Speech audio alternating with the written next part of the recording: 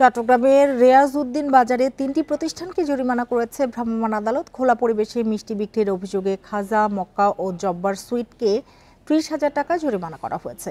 রমজানকে সামনে রেখে ব্যবসায়ীরা জিনিসপত্রের দাম যাতে বাড়াতে না পারে সেজন্য বাজার তদারকিতে নেমেছেন তারা। মূল্য তালিকা, ক্রয় বিক্রয়ের রসিদ যাচাই বাছাইয়ের উপর গুরুত্ব দেওয়া হচ্ছে।